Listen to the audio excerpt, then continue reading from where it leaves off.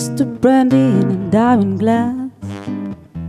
And everything is made from dreams. Time is made from honey, slow and sweet. Only the fools know what it means. Temptation, temptation, temptation. And I can't resist. Well, I know that he is made of smoke, but I've lost my way. He knows that I am broken, but I must be him. Temptation, whoa, whoa, temptation. Temptation, and I can't resist.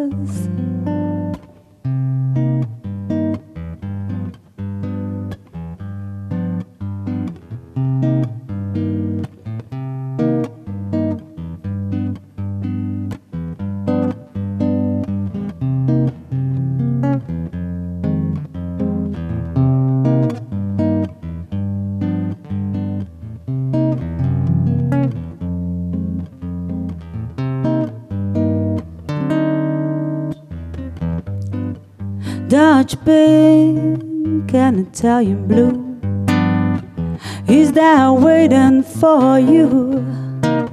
My will has disappeared, and now confusion is all so clear. Temptation, temptation, temptation. And I can't resist. Ooh,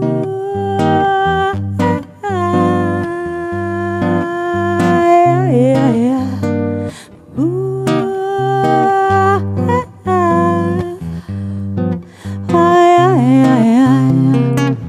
Temptation, whoa, whoa, temptation.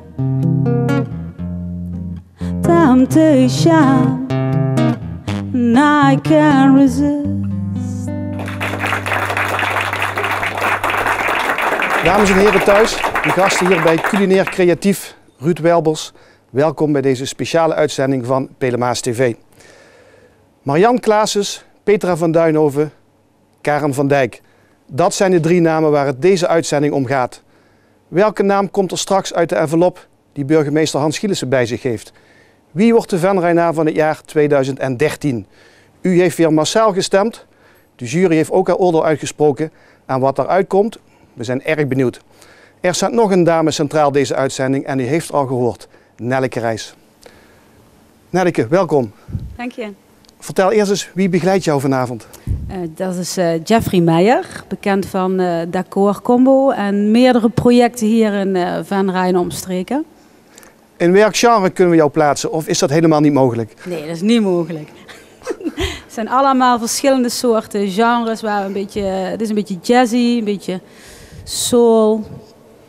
Ik hoor jou Engelstalig zingen. Je zei net, ik doe ook een carnavalsdingetje. Is dat zo makkelijk voor jou om daarin te switchen? Nou nee, maar Brechtje Jeuken die had het liedje of de tekst geschreven en Leon Moore had de muziek gemaakt en die zei van goh, het is leuk, doe een keer mee. Dus, maar ja goed, we kwamen dus toch op de cd en nu staan we in de halve finale van het LVK. Dus het gaat nog een heel ding worden, ja. Maar wel heel leuk. Wat voor een jaar was 2013 voor jou? Een vol bewogen, maar fijn jaar. Dat vraagt om wat enige uitleg. Waarom was het bewogen? Het was bewogen omdat we met Jeffrey zijn we begonnen. Om samen wat meer singer-songwriters te gaan doen, muziek te gaan doen. En ja goed, en thuis hebben we het heel druk. Hè? Want we hebben thuis een runderboerderij. En daar is het gewoon heel druk. Als jij even vooruitkijkt over de dag van vandaag naar het nieuwe jaar heen. Wat gaat 2014 voor jou brengen? Heel veel optredens met Brechtje en Nelleke. En ik hoop ook heel veel met Jeffrey en Nelleke. Dus ja, we wachten het maar af. En dan gaan we beginnen met de eerste kandidaat. Nelleke, wie mogen we begroeten? Onze eerste genomineerde is een bezige bij. Ja, de pluimveesector is met haar heel blij. Ze won in 2013 een mooie titel, zeker weten. En werd zelfs door koning Willem-Alexander welkom geheten. Deze onderneemster in hart en nieren mocht de titel Agrarisch Ondernemer van het jaar vieren. Ze heeft samen met haar man een prachtig bedrijf, een bijzondere stek en wat nog mooier is, haar hart zit op de juiste plek. Ze is iemand die veel weet en kan. Haar achternaam is Claessens, haar voornaam Marjan.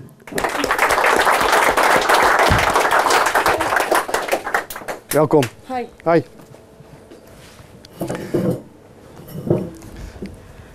Marjan, volgens mij ben jij dit jaar wel een beetje gewend geraakt aan nomineringen en dit soort bijeenkomsten, of niet? Ja, dit overviel me wel. Heel erg. Begint dat niet een beetje te wennen, zodat je ergens voor meedoet voor een prijs? Nee, wij zijn geen prijzenjagers. Absoluut niet. Nee. Je hebt ook de koning mogen ontmoeten dit jaar? Ja. Hoe was dat? Klopt, bijzonder.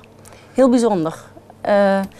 Mijn man heeft met koning Willem-Alexander en 6 andere gasten aan tafel gezeten. Mijn man John. Want ik zit hier wel, maar we hadden hier eigenlijk gewoon 2 krukken moeten vullen. Want wat wij doen, doen we met z'n tweeën.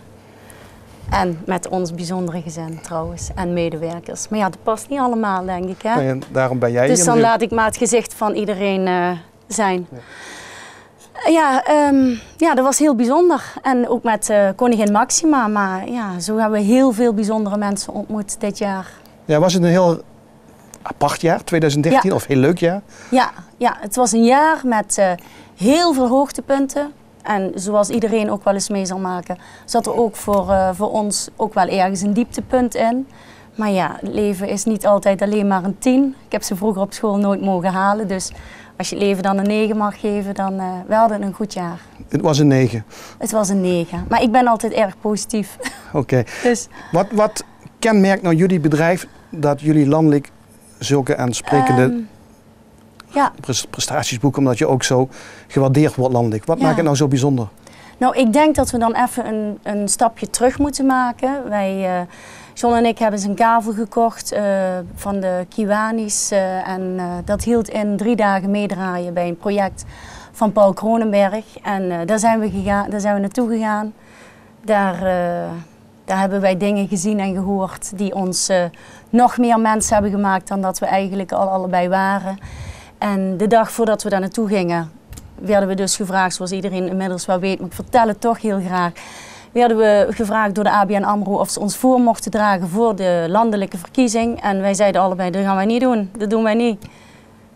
Wij willen niet het hoofd boven het maaiveld uitsteken. Uiteindelijk in India hebben we mensen gesproken die voor hun ding opkomen. En toen hebben we gezegd, weet je wat, we doen het en mochten we hem winnen. We willen met geen 1 euro meer mee naar IJsselstein nemen. Dan gaat hij naar het Cantari-project. En ook daar was zoals dit ook is met de publiekstemmen. En met publiekstem, daar hadden we zoiets van, dat gaat naar een project dichtbij. Iets wat ons heel erg dierbaar is, waar straks Karen beslist van alles over zal gaan vertellen.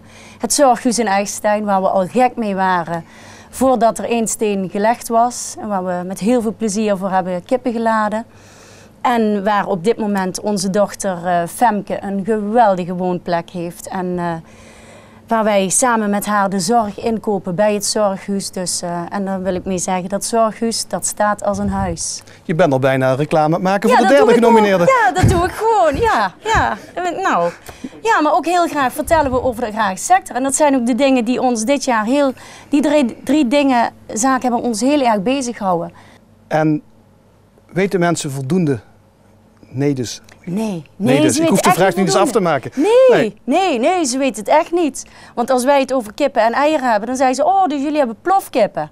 Nou ja, ik vind het al een raar woord, maar plofkip, dat heeft in ieder geval te maken, dat wordt geassocieerd met vlees. En bij ons draait het om kakelverse, hele gezonde eieren. Wij gebruiken 0 antibiotica. Ook daar kwamen we achter doordat je in contact gaat met consumenten. Die vragen rechtstreeks aan je, en hoeveel antibiotica zit er dan in jullie eieren? Dan denk je, antibiotica in je eieren? Er is 0 antibiotica in je eieren. Ja, maar hoe kan dat dan? Ja, luister mensen, wat niet ziek wordt, hoef je niet beter te maken. Wij houden al onze dieren indoor. We fokken ze op. Ze komen bij ons op bedrijf als klein kuikentje.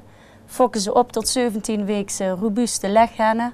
Samen met onze medewerkers die net zo enthousiast en gepassioneerd zijn als John en ik. En daarna gaan ze naar onze legstal en daar hebben ze een lang leven, indoor weliswaar. Dus ze lopen bij onze paarden en herten lopen buiten, maar geen kippen.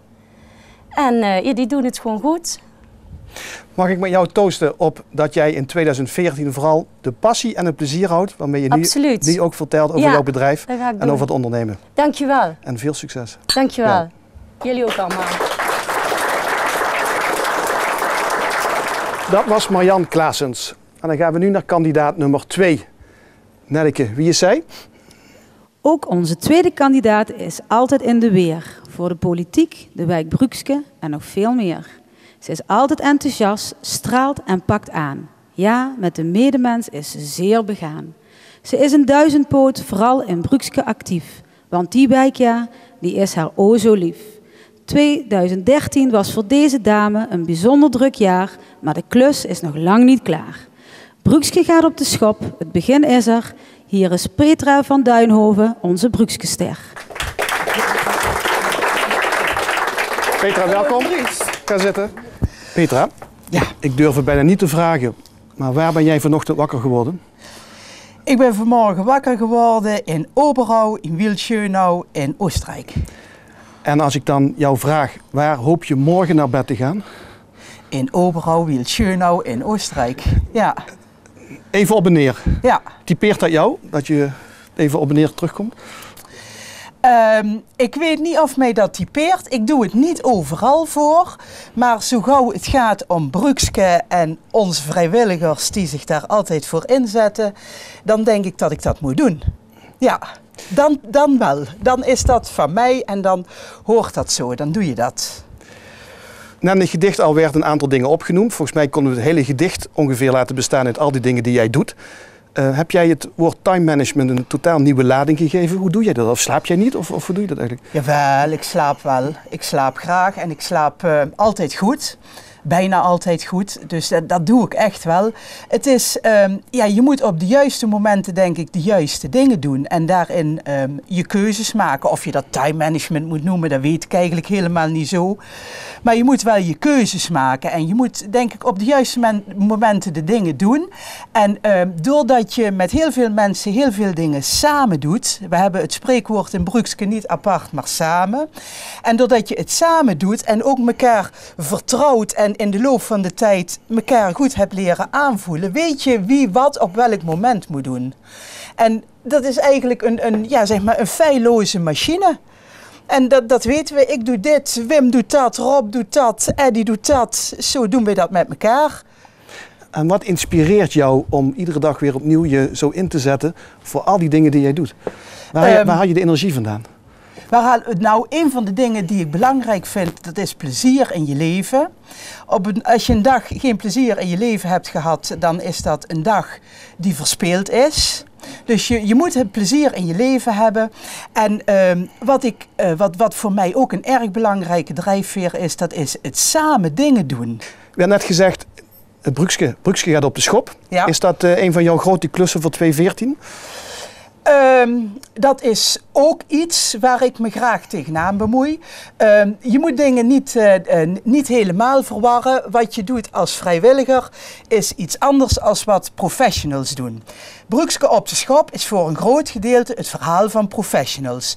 De scholen, de winkels, dus zeg maar degene met zakken geld. Dat is voor een groot gedeelte Brukske op de schop.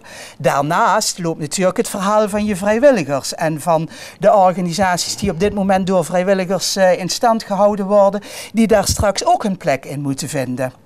En daar gaan wij voor. Dat is denk ik, dat is een iets ander verhaal. Ik noem maar even iets. We hebben een prachtig wijkcentrum. Dat gaat straks op in het nieuwe multifunctionele centrum. Daar moet je met elkaar hard aan trekken. Want het is een ander verhaal als dat mensen hun kost daarin gaan verdienen.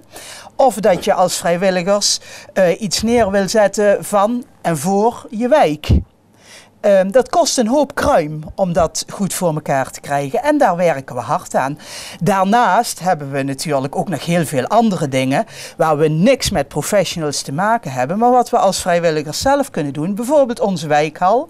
We hebben een prachtig gebouw waar we tig activiteiten neerzetten. Onder andere spelen doe je zo, maar ook nog een hele hoop andere dingen. We hebben onze wijkbus, waar we een hele hoop dingen mee kunnen doen. Dus we doen ook nog naast het stuk wat uiterlijke schijn gaat zijn, hebben we ook nog heel veel andere dingen die we doen.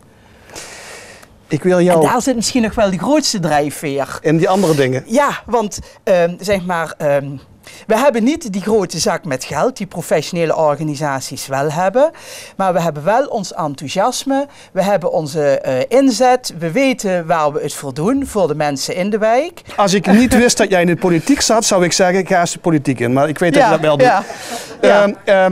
Ik heb het idee dat jij nog uren vol passie kunt vertellen. Ja. Laten we dat maar niet doen. Nee. Ik wens jou... dat doen we dan een andere keer. Ja. Ik wens jou voor nu heel veel energie voor 2014. Hoewel ik me daar geen enkele zorgen over maak. En ik wens je voor de komende dagen heel veel sneeuw. Zullen we daar eens even op toosten? Ja, oké, laten we dat doen. Dan hebben mijn kinderen ook plezier. Afgesproken. Hey, proost. En dan gaan we nu naar de derde en laatste kandidaat voor de titel Venraynaar van het jaar 2013. Nelleke, zeg het maar. Onze laatste gast zette zich in 2013 in voor een bijzonder doel. Want het zorghuis, ja, dat is een heleboel. Het is een uniek zorgproject, een bijzonder verhaal. Dat werd gerealiseerd met de steun van allemaal. Want het hele dorp zette zich in, heel apart, voor deze megaklus in het IJsselsteinse dorpshart. Zij bedacht het, was de aanjager van, maar weet ook dat je zoiets niet alleen aan kan. Ja, IJsselstein is trots en rijk, met een inwoonster als Karen van Dijk. Dankjewel. Karen, als jij terug mocht in de tijd en je zou weer naar die kerstborrel in 2006 mogen. Ja. Zou je dan allemaal hetzelfde gedaan hebben? Ja, precies hetzelfde, denk ik het wel. Ja. Want het is een weg geweest met de nodige uitdagingen en obstakels.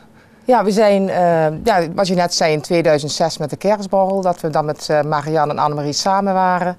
En dat we werkten toen in de wijk en dat we tegen dingen aanliepen dat mensen niet meer zelfstandig samen thuis konden blijven wonen.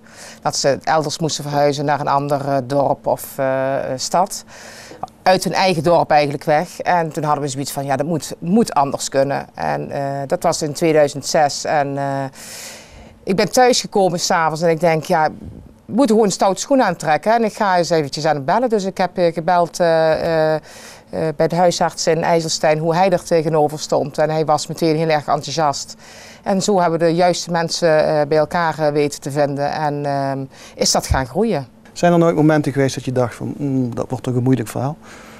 Ja, we hebben wel eens momenten gehad dat we in de auto ergens naartoe gingen naar een stichting. En waar we samen eigenlijk de handtekening ergens onder zouden zetten. En we kwamen daar en er werd geen handtekening gezet. Dus dan sta je dan met 6 man en dan stap je weer in de auto en dan rij je weer terug naar IJsselstein. En dan denk je wel, potverdikkie.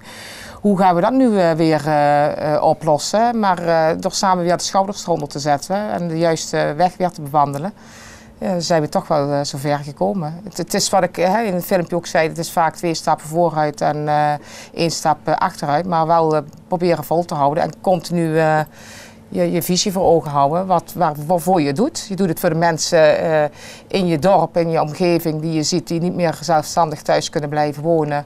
En daar doe je het voor. Marjan Klaas is de eerste genomineerde. Die hadden we net zo goed hier neer kunnen zetten. Want die was ook vol lof over het project. Jij zit hier, maar je gaf net al aan, eigenlijk is het een prestatie van heel IJsselstein. Ja. Maar jij wilt ook nog iemand in het bijzonder benoemen. Ja. Ik werd overvallen door Willy als Venraynaar van het jaar. Ik zei, jeetje, ik als Venraynaar van het jaar. Ik voel dat helemaal niet zo. Ik zou iedereen die een steentje bij heeft gedragen bij het zorghuis, zou ik eigenlijk daarin willen vernoemen. Maar vooral wil ik vernoemen Annemarie Konings. Dat is mijn maatje. We noemen ons eigen wel eens de Siamese tweeling. Wij hebben altijd samen daarvoor klaargestaan, elkaar opgevangen als het ene niet wist, pakt het ander weer op. Dus wij ondersteunen elkaar en, in moeilijke tijden en ook weer als het... om ergens weer een stap naartoe te zetten. Ja. Zullen we de Siamese tweeling even bijdragen? Het zusje. Het zusje. Ja. Hi. Annemarie. Hi. We hoorden net het verhaal van 2 stappen vooruit, 1 stap terug. En af en toe momenten van, gaat dat wel lukken? Ja. Voel jij die voldoening ook? Ja, natuurlijk. Ja. Van, 2 weken terug hadden we Colors for Music in IJsselstein. En dan zie je dan een echtpaar wat in het Zorghuis woont. En dat is dan ook op dat feest staan. Dan denk je, ja, dat was onze bedoeling. Mensen moeten niet weg uit de samenleving als ze dement worden of hulpbehoevend. Ze moeten in hun eigen omgeving kunnen blijven. Ja, dat is de kroon op ons werk. Is het ook typerend voor IJsselstein dat het daar gebeurt? Dat daar kan? Typeert dat het dorp, die samenwerken? Ja, misschien wel. Vind ik van wel, ja. Maar het is ook heel belangrijk dat wij jouw visie naar voren hebt kunnen brengen waarvoor je het doet. Hè? Want je doet het voor de mensen in het dorp, maar ook mensen buiten ons dorp. Dus. En iedereen heeft wel een familielid of uit een gezin of die zorg behoeft en die dan elders moet gaan verhuizen. Het laagdrempelige, dat maakt het ook zo bijzonder. Hè? Dat mensen vanuit het dorp gewoon binnen kunnen lopen en daar een kopje koffie kunnen gaan drinken. Nou is het toch, in 2013, is er nou iets van, wat gaat dan 2014? Wordt het dan op de winkel passen of hebben jullie nog nieuwe snode plannen als zusjes, als Siamese tweeling? Zusjes, nee, ik denk dat dit op het moment wel heel eventjes genoeg is, want we hebben daar 6, 7 jaar flink hard aan gewerkt. En het staat er, maar het behoeft ook nog wel de nodige aandacht natuurlijk. Hè. Dus we hebben ook de Stichting Vrienden van opgericht. Daar zit Annemarie ook in. En misschien dat jij er iets over kunt vertellen. Het is de bedoeling dat het gewoon onderdeel van het dorp blijft. Dus we moeten ook zorgen dat er mensen zijn die er ook aan deel willen nemen, die daar willen helpen. En kijken wat is er nodig, wat zijn de behoeftes. En dat maakt het gewoon heel leuk en heel uniek. En je ziet ook dat zelfs mensen vanuit de Zorghuis zelf als vrijwilliger voor anderen weer gaan werken. Ja, dat is gewoon heel mooi om te zien. Ja. Het is, Wat ik ook wel eventjes wilde benadrukken is dat het ook wel echt een uniek concept is. Hè? Want wij hebben dan het Zorghuis is dat voor mensen met een verstandelijke en meervoudige beperking en voor mensen met dementie, geheugenproblemen. Plus we hebben ook nog eens de zorgprofessionals die daarbij wonen. En die combinatie dat maakt hem juist zo uniek bij ons in het dorp. En plus dat het een particulier initiatief is. En in IJsselstein. Ja. Het zou overal kunnen, niet specifiek in IJsselstein. Je hebt inderdaad, iedereen heb je rondom je heen heb je nodig die dat met jou realiseert. Maar je hebt inderdaad doorzettingsvermogen nodig en als je maar continu je doel voor ogen houdt. Ja. Karen, tot slot, er komt eerste week van januari iemand uit een totaal ander dorp naar jou of naar jullie toe met de vraag, zou dat bij ons ook kunnen realiseren? Dan verwijzen we ze naar Hans Stuurnissen en die kan dat prima verwoorden. Oké. Dan gaan we toosten op die vraag die misschien gaat komen of misschien niet. Ik wens jullie, maar met name jou, want jij bent genomineerd, heel veel plezier ook in 2014. En even geen zorgen of het er wel of niet komt, dat is er. En dan wordt het misschien ook een mooi jaar met andere uitdagingen. Goed, ja, dankjewel. Proost. Ja, proost. Marjan Claessens, Petra van Duinhoven, Karen van Dijk. 3 geweldige vrouwen die het allemaal verdienen om venrijnaar van het jaar 2013 te worden. Maar ja, er gaat er maar eentje winnen. En wie dat gaat worden, dat maken we nu nog even niet bekend. We gaan eerst nog eens even luisteren naar Nelleke. Zij gaat eigenlijk het jaar 2013 uitleiden en het jaar 2014 inluiden. Nelleke, dit is aan jou.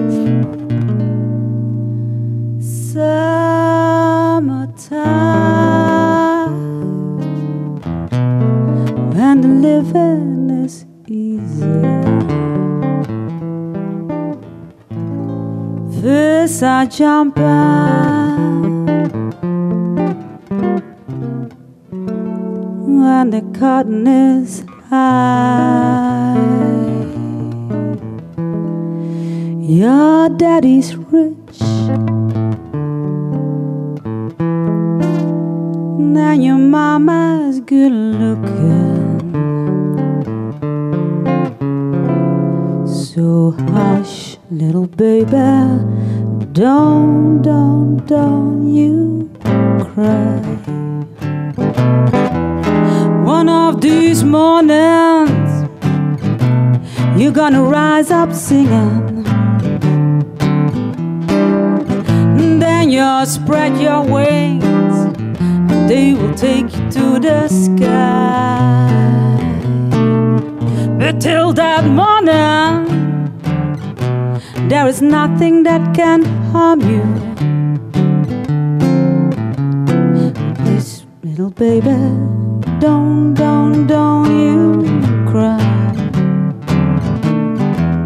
Oh, summertime,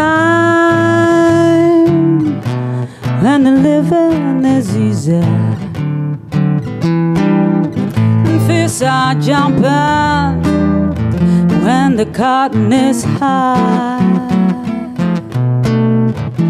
Your daddy's rich, now your mama's good looking. So hush, little baby, don't you cry. So hush, little baby, don't you cry. So hush, little baby, don't you cry.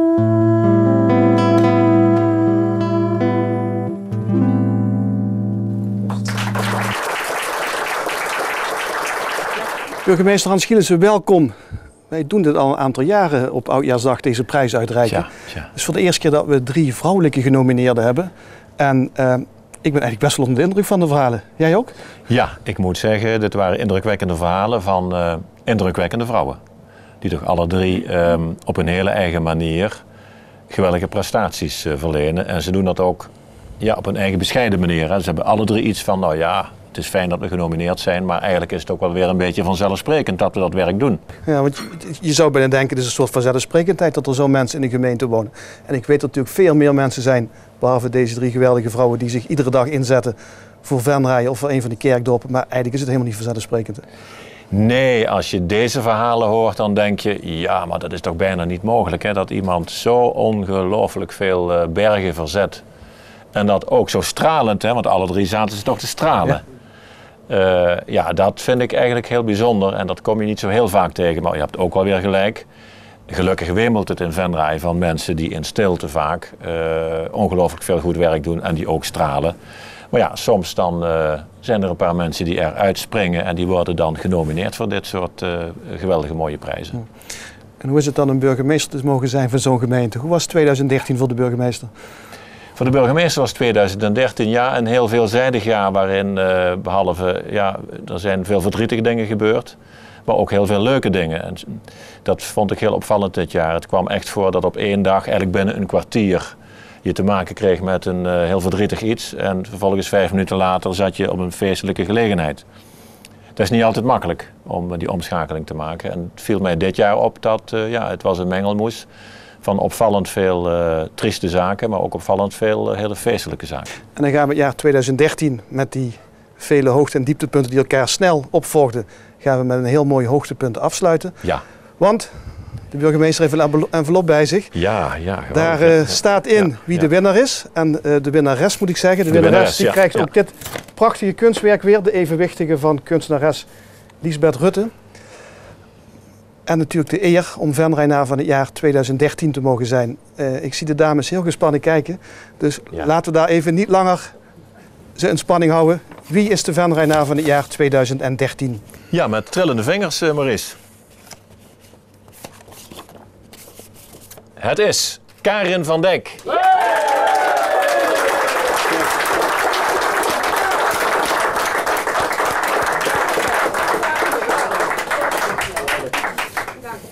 Nou Karin, daar sta ik dan met dit kunstwerk.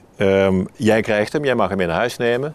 Gelukkig staan vlakbij jou de 2 andere kandidaten die ook een geweldig verhaal hebben en hadden. En ik hoop die dames ook nog veelvuldig te mogen ontmoeten in de gemeente Venray, in al hun enthousiasme. Maar ja, iemand moet er toch winnen. Dat ben jij geworden. Door een combinatie van jurering door 3 mensen en bijna 1000 venrijnaren. Dus ga er maar vanuit dat hier goed over is nagedacht. Proficiat, ga ze door. En via jou feliciteer ik uiteraard ook de beide andere dames. Proficiat. Dankjewel. Dat is een hele zware. Ja. Dankjewel. Crumbling like bay trees and they scream. The worst things in life could feed us, cause we just under the upper hand. Go mad for a couple grand. She don't wanna go outside tonight. And in the pipe she flies to the motherland. Sells love to another man. It's too cold outside for angels to fly. Angels to fly.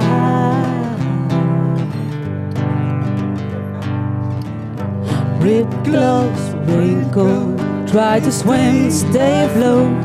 Dry house, wet clothes. Loose chains, bright bones. Weary eye, but dry throat. Cold girl, no phone. They say she's in the class 18. Stuck in her daydream. Been this way since 18, but lately her face seems slowly sinking, wasting, crumbling like pastry. Karen van Dijk is de venrijnaar van het jaar 2013. Een geweldige winnares.